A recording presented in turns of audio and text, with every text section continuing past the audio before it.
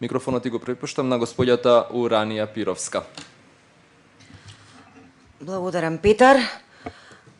До овој момент најголемиот број на пријавите на граѓаните се однесуваат на фактот дека мастилото од маркерот нели се брише лесно и ги покажуваат своите сомневања дека може да дојде до злоупотреби поради ваквата појава. Меѓутоа имаме и пријава од граѓанин кој што објави видео на кој што јасно се гледа колку лесно се брише мастилото од маркерот и кој потоа на изборното место дал изјави за медиумите, пошто од страна на пратеник на една партија добил закани дека после изборите ќе се пресметаат со него. Граѓанинот го пријави случајот до Хелсиншкиот комитет, бидејќи укажа дека неговата пријава до избирачкиот одбор и до полицијата не нашла на никаква реакција.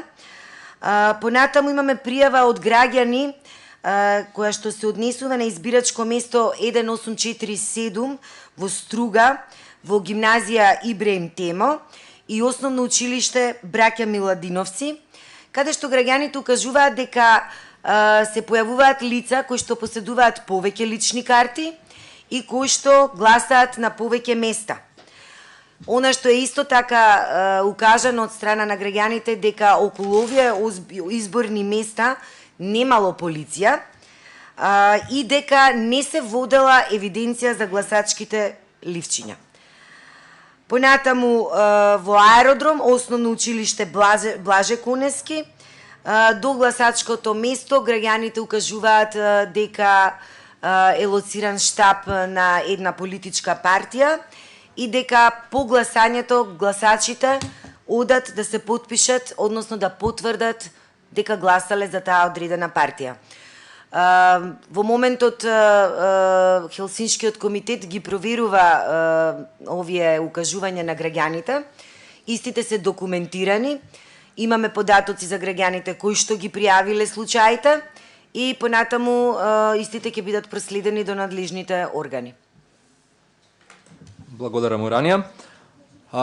Уште едно посетување за оние кои што не следаат онлайн преку нашиот видео стриминг на slobodniizbori.info.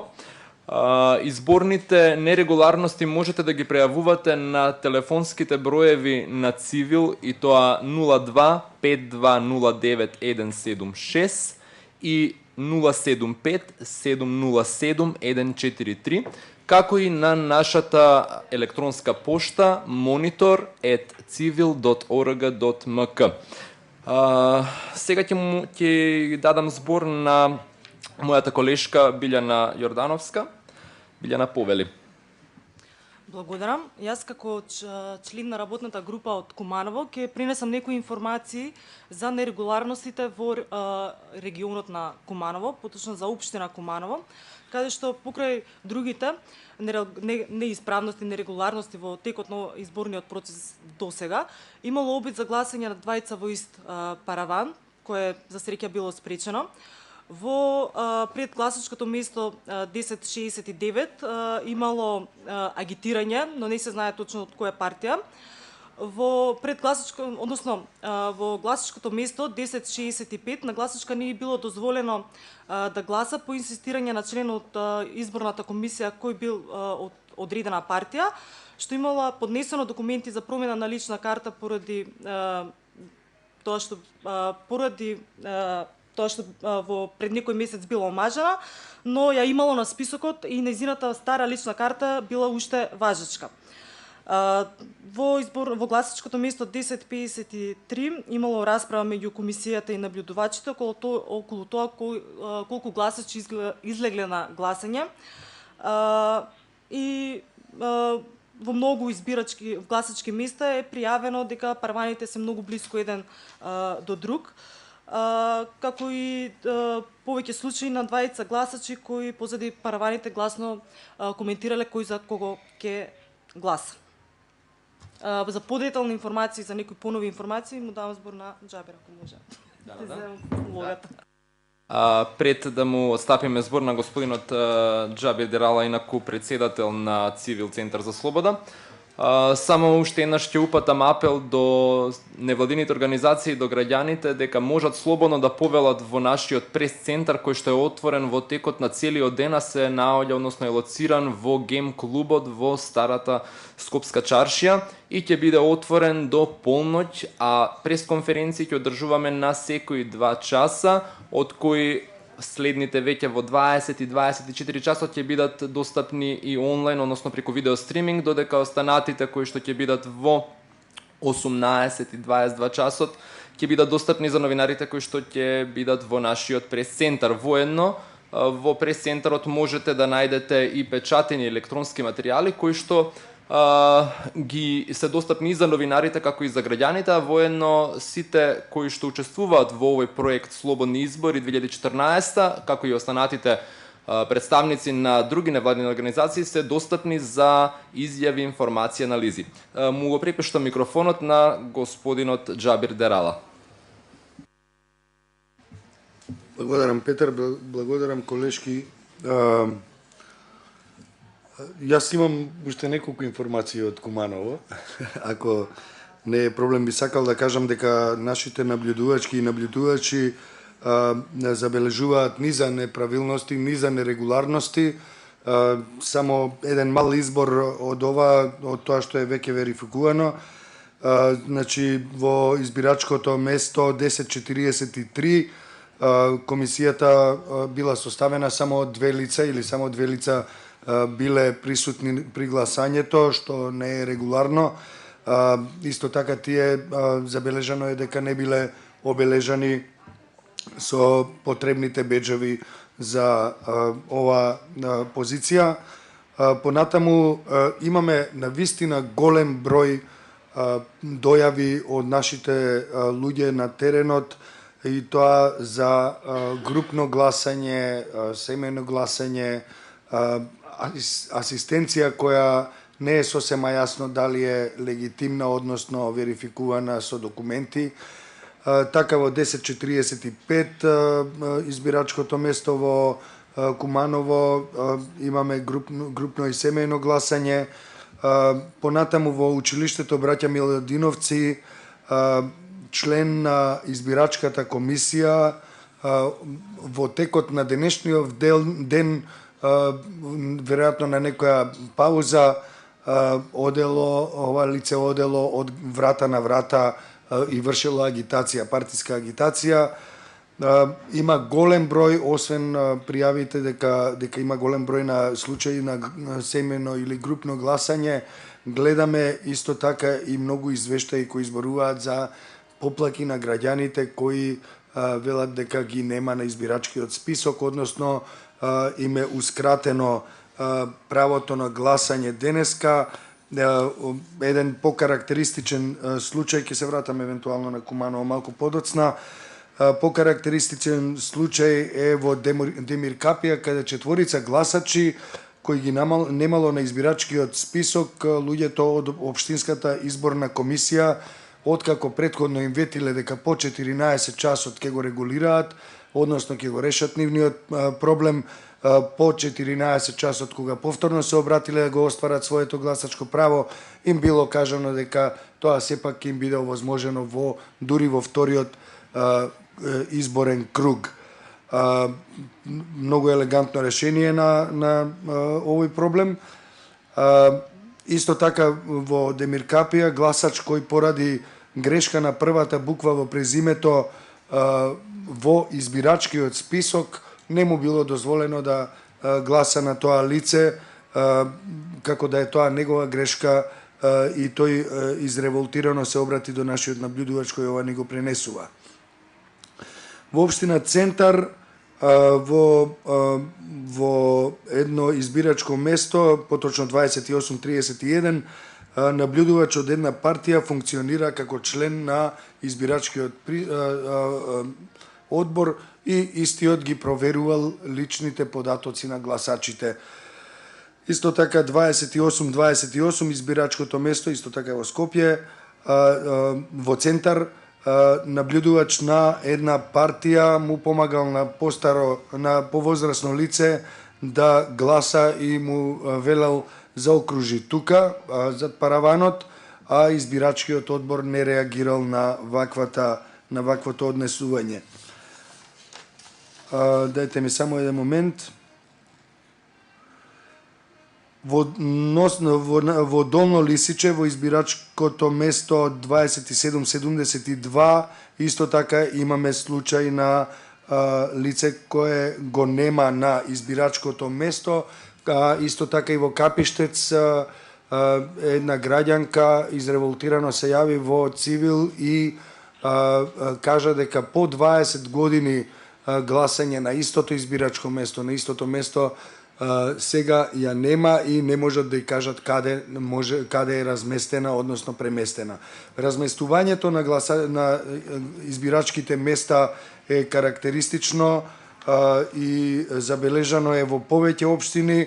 Еден пример доаѓа од Струга, каде нашите наблюдувачи направија и мала анализа, поточно подолго време едно гласачко место кое било сместено во детската болница за овие избори е поделено тоа гласачко место на две места, и тоа во Ибраим Темо и во Заводот за вработување.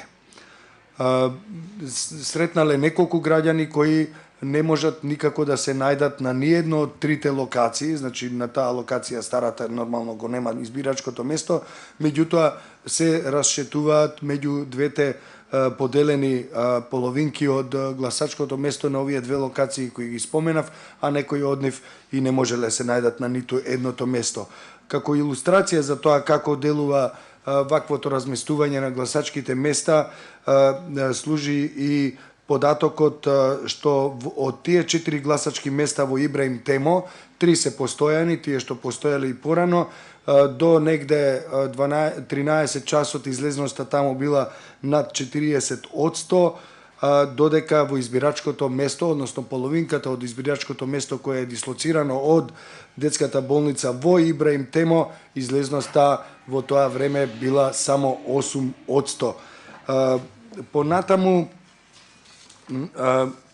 би можеле да кажеме исто така дека и во Струмичко, поточно на избирачкото место 1839 се забележани 2 случаи во само 10 минути на групно, односно семејно гласање, а веќе на порталите прострои веста дека во населбата во општина Шуто Ризари се сведочи за физички напад на Радмила Шекеринска, која е нападната од висок представник на една политичка партија. Претпоставувам дека тоа веќе и добро го знаете во порталите. Во моментов на пат е и нашата екипа од теренот, каде што зема изјави, но исто така многу алармантен е уште еден случај кој претпоставувам дека медиумите не го имаат забележано. А тоа е дека висок представник на локалната самоуправа во Шуто Ризари нападнал наша наблюдувачка, поточно се обидел да ја нападне физичко, а откако бил задржан од своите луѓе, тој продолжи со пцовки и со жестоки навреди против нашата наблюдувачка. Ова е уште еден показател за тоа како си поминуваат нашите наблюдувачи на самиот терен и уште една можност за апел до сите учесници во изборната трка денеска да се придржуваат до изборниот закон и воопшто да не се обидуваат да ни попречуваат, односно да ги попречуваат нашите наблюдувачи на теренот да ја вршат својата работа, бидејќи е крајно непримерено и неприфатливо да се однесуваат на тој начин. Јас на крајот би сакал да прокоментираме она што со кое започнавме денешната серија пресконференции, а тоа е проблематичното мастило, односно маркерот со кој не обележуваат наспроти тоа што барем мене лично ми е високо проблематично што сме обележувани за време на избори, но кога и веќе сме обележувани, тоа обележување всушност и не трае долго. Веќе кажавме неколку пати, маркерот после некое време го снемува, односно може да биде отстранет со една обична влажна марамица. Имаме ли вакви примери уранија во историјата демократска, односно во текот на изборите во Македонија или некаде на друго место во светот? Во последните 10 години ваков случај забележан во Авганистан во 2004 година, понатаму во Киргистан во 2008 година и во Малезија во 2013 година. Мислам дека ваквиот податок говори за тоа каде се наоѓаме, кога станува збор за степенот на демократски развој и доколку тоа мастило со кое што не обележуваат всушност значи на некој начин заштита од манипулација во текот на изборниот процес, тогаш нормално дека е многу јасно да се постави прашањето зашто тоа мастило може многу лесно да се извади веднаш после гласањето. Имаме примери на граѓани кои што се уват и кажуваат дека само со сапун и со вода може да го избришат мастилото од прстот. Мислам дека друг коментар е непотребен. Уранија, уште само ова, што се случило на овие гласања, на овие изборни процеси во Авганистан, Киргизстан и уште каде? Како се оценети тие избори? Државите секако дека биле критикувани, и тоа и од страна на меѓународните организации, медиумите од цел свет ја коментирале ваквата појава и секако дека тие биле оценети како некредибилни, но за жал и во овие држави гласањето не било прекинато, односно изборниот процес си продолжил. Многу благодарам. Можеме да преидеме на прашања од новинарите? Ако имате некое прашање дополнително. Добро, значи Во ред. За крај, значи, подсетување до новинарите дека следната пресконференција на Цивил ќе се одржи во 18 часот во Гем клубот во Старата Скопска чаршија, додека пресконференцијата во 20 часот ќе биде со видео стриминг на нашата веб страница slobodniizbori.info, каде што воедно можете да ги пријавувате евентуалните изборни нерегуларности, како и на нашите телефони, кои што ги кажав и претходно, ќе ги повторам уште еднаш и сега, и тоа 02-5209-176 и 075-707-143, а воедно и на нашата електронска пошта monitor@civil.org.mk. Се гледаме на следната пресконференција во 18 часот. Ви благодарам за Јас би сакал доколку е можно уште една-две дополнителни информации поведи. Јас исто така ги повикувам граѓаните да доколку сметаат дека нивното гласачко право е повредено, исто така да се обратат и до Хелсиншкиот комитет кој што ќе биде отворен во текот на целиот ден на телефонскиот број 02-3-119-073. Благодарам. Имам јас уште една информација која ја имам од колешката Кате. Од Охрид доаѓа пријавата дека гласачи и гласачки се пожалиле, пријавиле во Министерството за внатрешни работи таму дупли списоци, односно во гласачките места 1253, 1253 кроз 1 во училиштето Глигор Прличев. Исто така од Охрид доаѓа дојавата дека пред училиштето имало полициско комбе и автомобил без таблици, на што нашиот наблюдувач реагирал со прашање за информација кои се и што прават и како што се случува. Нашата наблюдувачка таму грубо ја одбиле и кажале за информации да се обрати до портпаролот на МВР. Благодарам. Благодарам на Џабир Дерала и на Уранија Пировска и на Билјана Јордановска. Како што кажав, прес-центарот ќе биде отворен во текот на целиот ден до полноќ. Граѓаните слободно може да повелат и тука да ги пријавуваат изборните нерегуларности. А со новинарите се гледаме на пресконференцијата, уште еднаш повторувам, во 18 часот, додека во 20 часот пресконференцијата ќе биде достапна и преку видеостриминг. Уште еднаш ви благодариме за вниманието.